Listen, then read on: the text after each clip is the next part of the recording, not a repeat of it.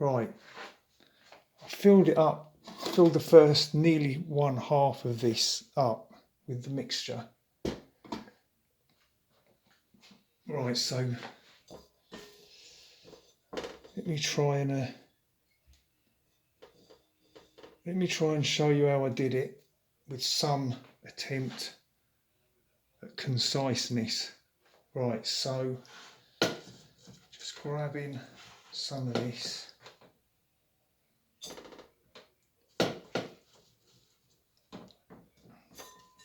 The oilseed rape straw, and then spooning the oak sawdust on top.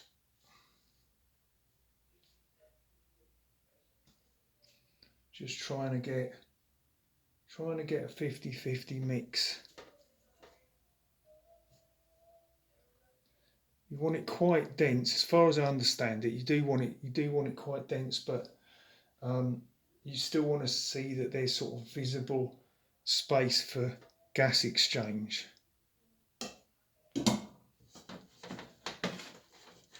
And if you get that balance right, and it's the right stuff that you're using, then you get the biggest yields.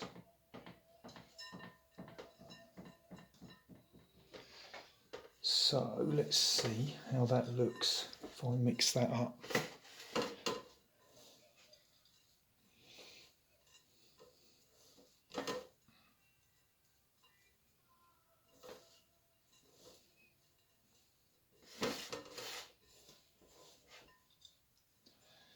And actually isopropanol, which I get off of either eBay or Amazon,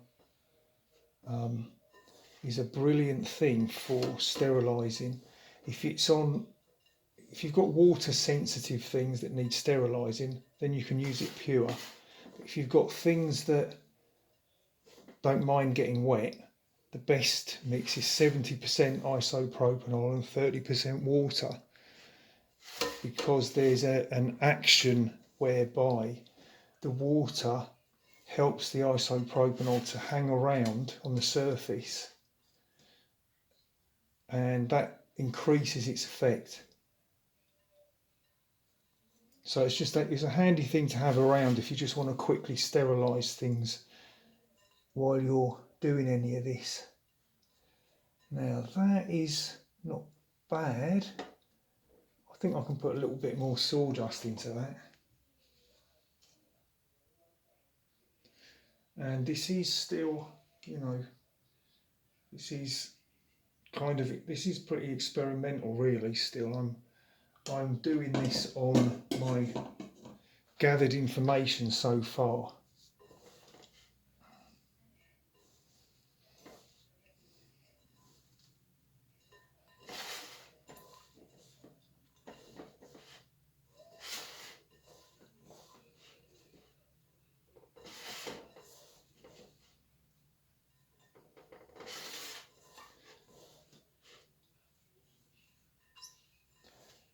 Right. Now, let's get some of the mycelium, which is looking good. And the coffee grounds, I did put a bit of ripped up soaked cardboard into this time, just to see how that would work. And it's okay, but it's definitely not as good as the coffee grounds. They're really good the way that they hold together, but they also easily break up into the size of bits that you want. So that's really useful if you can set up a system of saving your coffee grounds.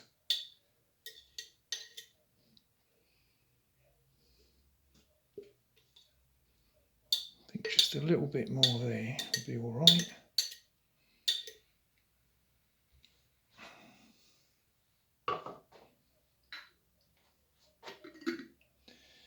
There you go. There's a bit of the cardboard. which I can see the mycelium has grown through it. So that's good. So I just rip all this stuff up now. And these pink ones, the American mushroom guy, whose name I obviously don't remember, he said you can grow the pink ones in cold or warm conditions. Cold, what is cold? I mean 10 to 15 centigrade, perhaps something like that. But you generally hear that the pink ones need warmth. So take your pick. I've just moved my first pot of them from a colder spot to a warmer spot. They just seem to be growing so slowly. But then again, that could be because I'm only growing them in hay. See, this is absolutely brilliant how this has grown. These coffee grounds are so well colonised. It's brilliant.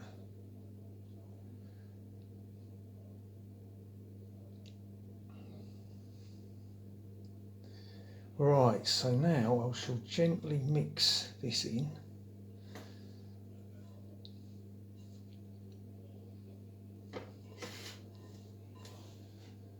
I think this is going to be, as long as this is not contaminated, I think this will be quite a step better than the first attempts.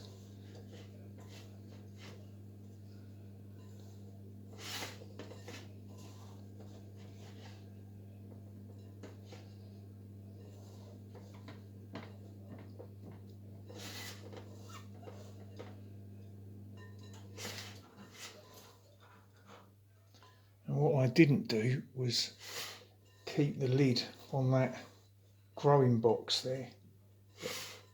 Do that after I put this lot in now, I think. So give that a good mix. Try to evenly distribute the bits of mycelium. Didn't put a lid on this straw either, did I?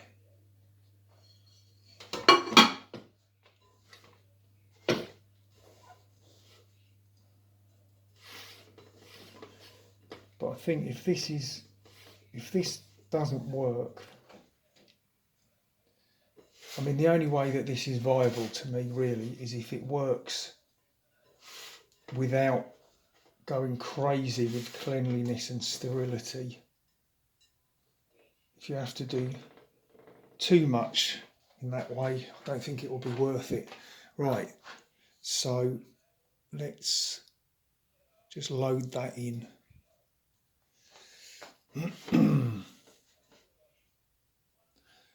So I would say the thing to do is firm it down, just bearing in mind that general sort of principle that you want it to be dense but allow for gas exchange.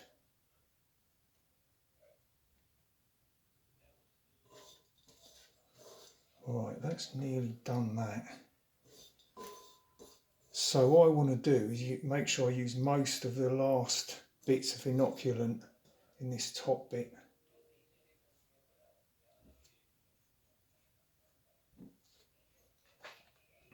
So what I'm doing is I'm firming it down quite well, because the straw should really, look, you can see it bouncing, the straw should hold that structure pretty well to allow for gases to get through. So I'm being quite firm with that, and then just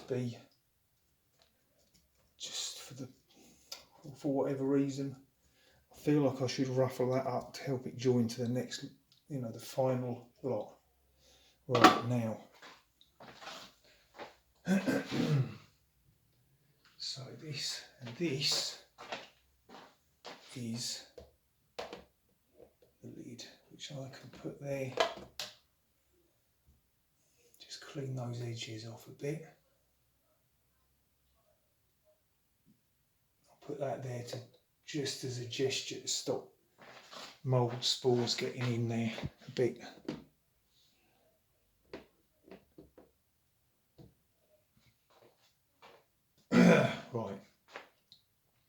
Right then, so now for the last bit, which will just be the same, so I won't bore you with the same thing again.